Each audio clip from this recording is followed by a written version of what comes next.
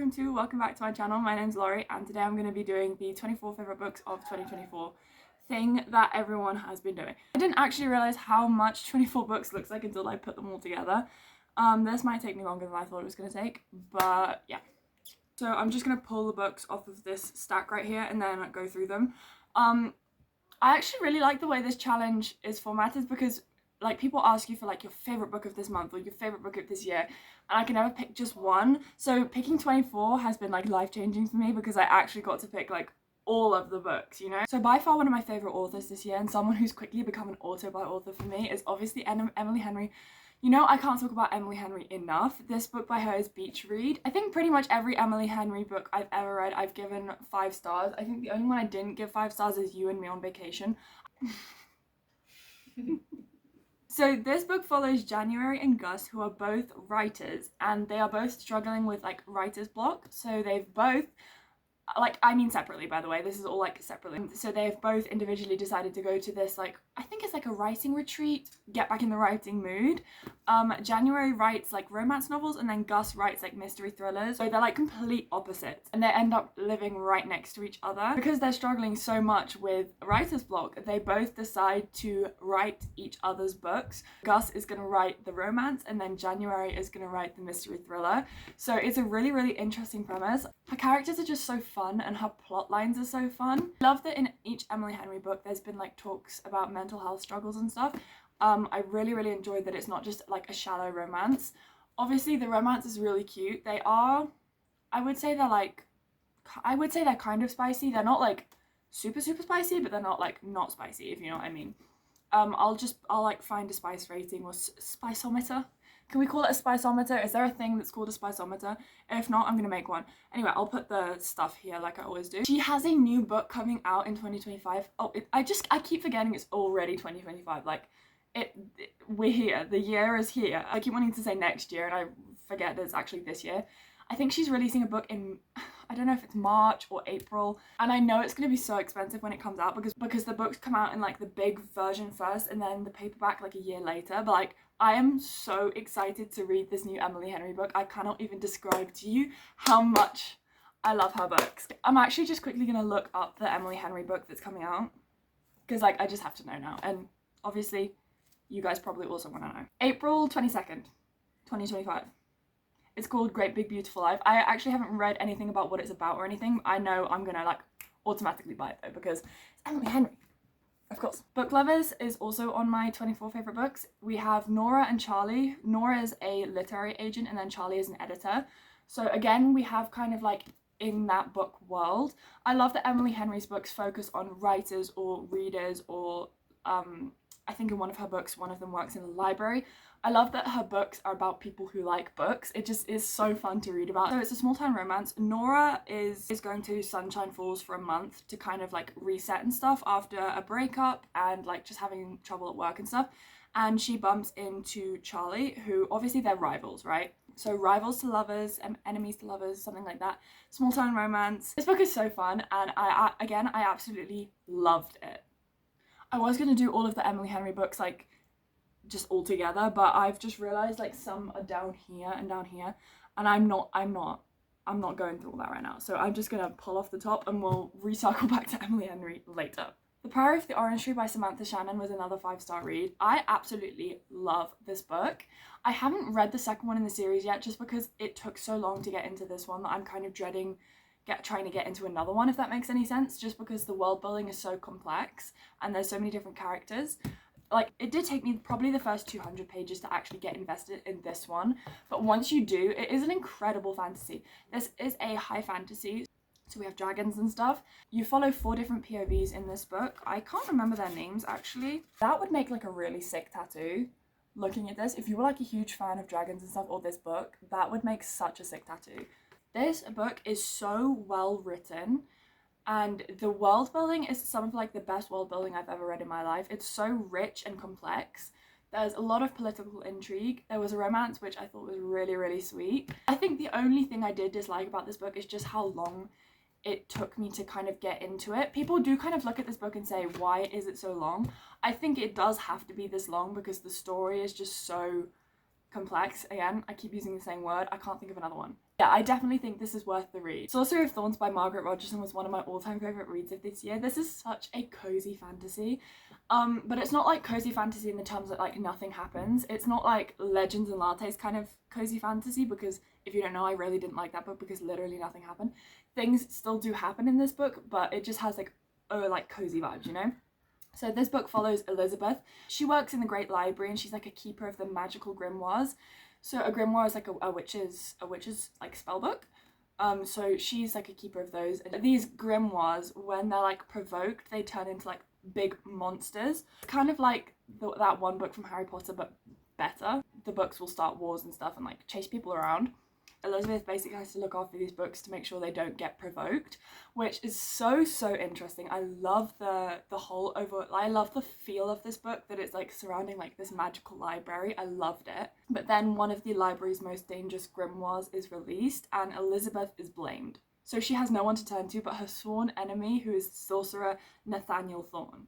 And she finds herself entangled in a centuries-old conspiracy. So obviously it's kind of like an enemies to lovers vibe between Elizabeth and Nathaniel. This book is very low stakes, like you know all the characters are going to be fine and everything. It's kind of like a very chill book, but at the same time it's not boring. You still have like some battle scenes, some like chase scenes, some like high tension romance scenes. It's not boring. Margaret Rogerson also has another book called Enchantment of Ravens, which I want to read really soon, and I think I'm going to like that one just as much as this one. One of my absolute favorite authors is V.E. Schwab, and this year I finally read The Invisible Life of Addie LaRue. I cannot even begin to explain how much I love this book.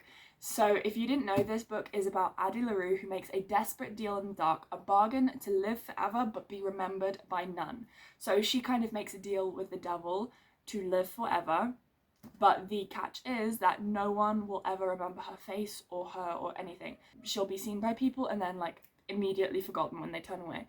So really interesting kind of story. So begins The Invisible Life of Addie LaRue. Shadow, muse to artist throughout history, forgotten friend, confidant and lover, slipping away with the morning light. Addie passes through lives desperate only to leave a trace of herself, until the day she walks back into a small bookshop in Manhattan and meets Henry, who remembers her.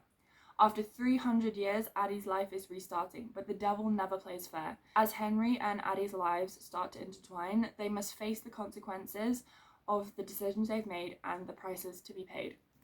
So obviously, just from the back of the book, you can already tell how well written this is.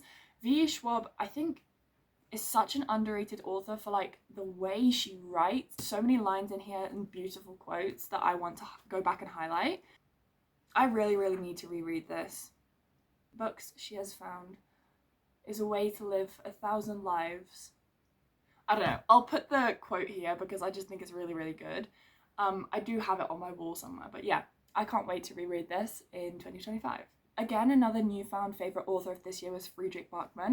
I read Anxious People by him, and this book I rated 5 stars. I absolutely love the way this man writes. He writes very relatable stories. So this book is about these, I think it's like a big group of about 10 people who are viewing an apartment when a incompetent bank robber rushes in and politely takes everyone hostage. Very kind of funny premise. This bank robber is honestly one of the funniest characters I've ever read about. He's so polite that it just makes it absolutely hilarious to read about. He kind of like asks them, please may I take you hostage? It's really funny. But then you go into each individual life of the people who are being held hostage, and you also go into the bank robber who's being held hostage. Pause. And you kind of find out why everyone behaves the way they do, and you kind of find out why everyone is there viewing the apartment in the first place. I really enjoyed this book. The Song of Achilles by Madeline Miller. This book is Greek mythology and it's kind of a retelling.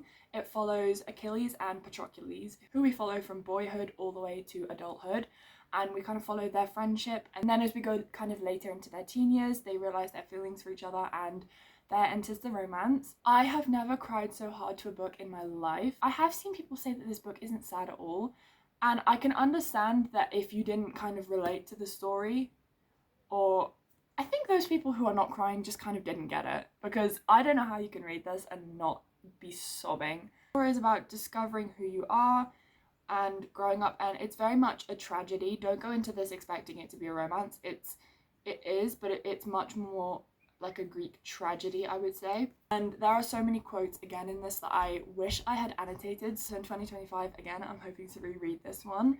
I am gonna have to pick a day when like no one is home and I can just binge read this in one day and kind of just like have the house to myself so I can like scream and cry. I also loved Circe. It didn't make it to the top 24. Yeah, I really recommend this one. On a very different note, we have The Shining by Stephen King. Honestly, I can't really explain why this made it to the top 24. I just kind of like had a feeling, and so I put it in the top 24. But like, if you ask me to explain why, I can't really. This book is so well written that you kind of can feel the walls closing in around you as you read it. If you didn't know, this is a book about this family who's looking after this hotel for the winter, and the hotel is like on the top of a mountain, so they get snowed in. And obviously, being snowed in that long, some people start to go a little bit crazy. You kind of feel very claustrophobic as you're reading it, and you also definitely kind of start to see things from Jack's perspective. It's written in a way that kind of almost makes you sympathize with Jack, which is really, really scary. I just think this is overall very, very well written. I think it's like a genius piece of writing, and I really, really enjoyed it. And also the movie is one of my favorites. We finally dug down far enough in the pile that I have another Emily Henry. We have Happy Place. This one is about Harriet and Wynne, who go on an annual trip with all of their friends, but this year they haven't told any of their friends that they actually broke up 6 months ago. So everyone thinks they're still engaged and together. So they are pretending for one last week to be together. So it's kind of a second chance romance, I guess. But yeah, I really, really enjoyed this one. I think this is the last Emily Henry. We have Funny Story. This one follows Daphne and Miles. So the way these characters all relate is kind of like confusing, but I'm just gonna read the back of the book, and if you can make sense of it, congratulations. It says, Daphne always loved the way Peter told their story. That is until it became the prologue to his actual love story with his childhood bestie Petra, which is how Daphne ends up rooming with her total opposite and the only person who could possibly understand her predicament, which is Petra's ex Miles. As expected, it's not a match made in heaven until one night when tossing back tequilas they form a plan. And if it involves posting deliberately misleading photos of their adventures together, who could blame them? But it's all just for show, of course, because there's no way Daphne would actually start her new chapter by falling in love with her ex-fiance's new fiance's ex, right? Like, you cannot tell me you have ever, like, heard a better romance plot than that. That is so good. It's literally genius. Daphne works in a library. So again, Emily Henry is, like, incorporating books into her books. Yeah, I love this one, 5 stars. Then we have some Kristen Hanna books. Kristen Hanna, again, new author by author. I read Another Life. My legs are starting to cramp up, bro. Yo! This book follows Angie, who is recently divorced from her husband. They'd been struggling with infertility for many, many years, and so they just decided to separate. And she is moving back to her hometown, and she's going to work in her family's restaurant and kind of reset her life a little bit and have like a break. Angie meets this 17-year-old girl called Lauren, who has a very absent mother, and she ends up kind of taking Lauren under her wing, and they have a really, really sweet kind of found family bond, and she ends up giving her husband a second chance. Really, really love this story, and I love the way that everything turned out at the end. I just think it was really, really sweet.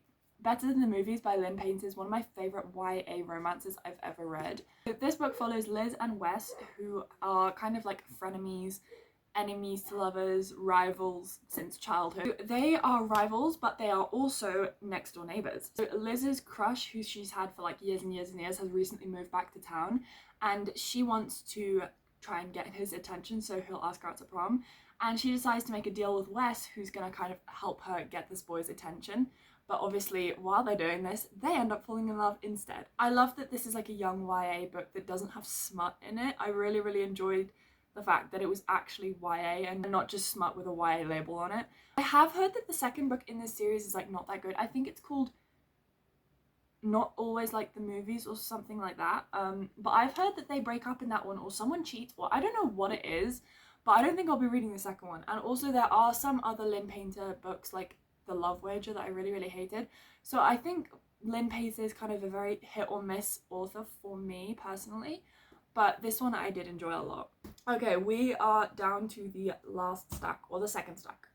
The House on the Cerulean Sea by TJ Klune. is a book about Linus Baker, who works for the department in charge of magical youth. So in this book we have magical kids who have to be sent to orphanages if they're like too dangerous, and Linus gets assigned to go check out this orphanage that's classified as like highly dangerous, so it's supposed to have like highly dangerous kids. But once he gets there, he realizes that these kids are actually just really, really sweet, and all they want is just love and a family. And he also ends up falling in love with the person who runs the orphanage. So we have a really, really, really cute romance. This book is so heartwarming. It just feels like a big warm hug. The found family in this is just incredible, and I am usually a person who doesn't really like kids in books because I find them to just be very like poorly written a lot of the time. That is not the case with this book. I have never loved kids like this in a book in my life. Like, they are so well written. They are absolutely hilarious. One of the kids is the son of the Antichrist. Okay, so I'm really sorry there was like an hour break where I just didn't film because I was having my new curtain rail put up after 2 months without curtains. I finally can put them up again. Okay, I finally have curtain rails again, so just had like a hour interlude. Anyway, back to the video. I think I was talking about the house in the Cilian SE. I can't remember what I was saying, so I'm just gonna say that this is really good and I recommend. So next up I have a series by Robin Hobb that I can't really say a lot about because it is literally the last 3 books in a 16 book series, so I can't really like describe the plot or anything because it would literally just be spoilers upon spoilers and nothing would make sense. But I read the Fitz and the Fool trilogy by Robin Hobb. Fool's Assassin was 5 stars, Fool's Quest was also 5 stars, and then Assassin's Fate was also 5 stars. These books are ginormous, by the way. They're like, I think this one's almost 1,000 pages. I think these probably are my top 3 books of the year. Like, I can't really think of another book that I enjoyed or loved or like cherished more than these 3. I think these are just, yeah, this is going to be my top series for 2024. Nothing that I've read or will read is ever going to compare to these books. Then we have Tuesdays with Morrie by Mitch Albom. This book is about an old man who is a college professor, and one of his old students starts visiting him, and Morrie like is giving his final last life lessons to the student. He's a very, very sickly old man, and so the student that comes to visit him kind of like ends up kind of taking care of him in a way, like towards the end. Love the relationship between the teacher and the student in this book. It's just so sweet and like pure to read about, and also underlines so many like passages in this book just because it's got so many good life lessons in it. So many people walk around with a meaningless life. They seem half asleep, even when they're busy doing things they think are important. This is because they're chasing the wrong things. The way you get meaning into your life is to devote yourself to loving others, devote yourself to your community around you, and devote yourself to creating something that gives you purpose and meaning. How we feel lonely, sometimes to the point of tears, but we don't let those tears come because we are not supposed to cry. Or how we feel a surge of love for a partner, but we don't say anything because we're frozen with the fear of what those words might do to the relationship. Really short, so you can read it pretty quickly, and it's just like, it's so short but it packs such a punch. Scythe by Neil Shusterman is the first book in the Arc of a Scythe series. This book is 5 stars, and I will never stop recommending this series. I just think it's incredibly, incredibly well done. Basically, this is a post-apocalyptic world where no one dies anymore, no one is sick, no one has mental health issues, and if you die, you kind of are just brought back to life again. So like all the problems have been solved. World hunger has been solved, everyone has a job, and if you don't want a job, you don't have to have one. So it's kind of supposed to be a perfect world. The only catch is that to keep population under control, they have scythes. So these are people who are apprenticed to become a scythe, and they are the only ones who can kill other people. This follows Rowan and Citra, who are 2 scythe's apprentices.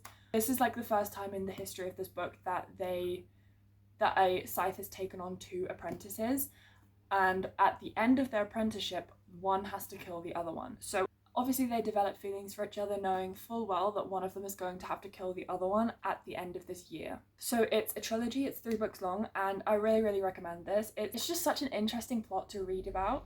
It doesn't have like a lot of romance, like it's not romance centered, it's much more centered on the world and the apprenticeship and all of that kind of stuff, but the romance is incredibly sweet, and I really, really enjoyed this. Then I have another series, which is the Windy City series by Liz Tomford. I have rated every single book in this series a 5 stars. I'm currently on the 4th book, which is called Caught Up, and that one is also heading straight to my 5-star list. So these are all sports romances. Mile High follows Xander's and Stevie. Xander's is a hockey player and then Stevie is his flight attendant. Obviously they end up falling in love. Then The Right Move follows Stevie's brother Ryan and Stevie's best friend Indy. Indy moves in with Ryan because she's having like her own personal struggles and everything. Anyway, so she moves in, so they're now roommates, and obviously they end up falling in love. Then we have Caught Up, which follows Kai and Miller. Kai is a single dad on Chicago's MLB team. So a single dad romance, already so good. And I absolutely love Miller. She's one of my favourite romance female main characters that I've ever read about. And then the one I'm reading right now is called Caught Up, and that's Isaiah and Kennedy's story, and I'm just obsessed with this entire series. And I think the 5th book in the series is going to be Rio's story, and Rio is, if you've read the series, you know Rio is just like one of my favorite characters, and I can't wait to read his story. I don't know when that book is going to come out, but like I'm really excited to read about his story. Okay, I've only got like 3 left here. Malibu Rising by Taylor Jenkins Reid. I talk about this book non-stop. I will never shut up about this book. It follows 4 siblings in the 1980s, and then it flashes back to their parents' romance in the 1950s. They all live like along the Malibu coast. They live in Malibu. Anyway, so they're all professional surfers. Nina is a model, and as an older sister and the female main character in this being an older sister, I just relate to this book so much, like on another level. And I will never shut up about how good this book is and how much I love Nina Riva. This book just means a lot to me, and this was a reread this year, and honestly I'm gonna reread it again ASAP because I just love this book so much. Another Kristen Hanna book, we have The Nightingale. This is a World War II story, if I remember correctly. The Nightingale tells the story of 2 sisters separated by years and experience, by ideals, passion and circumstance, each embarking on her own dangerous path towards survival, love and freedom in war-torn France. It is a heartbreakingly beautiful novel that celebrates the resilience of the human spirit and the durability of women. So yeah, this book, it follows these 2 sisters in World War II, France. It's just a story about, it's like a story about women's passion and love and how much strength and durability we have to do what needs to be done in difficult times. And I really, really love this book. Then lastly, we have a reread of Assassin's Apprentice by Robin Hobb. This was the first Robin Hobb book I ever read, I think like 2 years ago, and I reread it this year. 6-star read to start off with. I annotated the crap out of this book. Like, it's literally insane. I think I should do like an annotate with me at some point because I have like the annotating key in the front and everything. I just think this is like really fun. If you don't know what this is about, where do I start? So we follow Fitz Chivalry, who is a royal bastard, and he has been sent to Buckkeep Castle to grow up there, and he's been looked after by the stable master Burek. The world in this book is so rich. There's 2 different magic systems which are both so intricate and detailed. I think I need to do an entire video dedicated to talking about the Realm of the Elderling series. Like at some point I just need to do that because like I have so much to talk about with these books, and I also really want to do an annotate with me. So if anyone wants to see either of those, comment please, and I will see what I can do. Okay, so those are my 24 favourite books from 2024. I really hope you enjoyed this video. If you did, please like and subscribe and leave a comment of your favourite books of 2024 because I'd love to have some recommendations. And if you didn't have any favourite books in 2024, I hope this video gives you some ideas. I'll link my TikTok, my Goodreads and my Amazon wishlist in the description. I hope you had a wonderful new year, and I'll see you next time.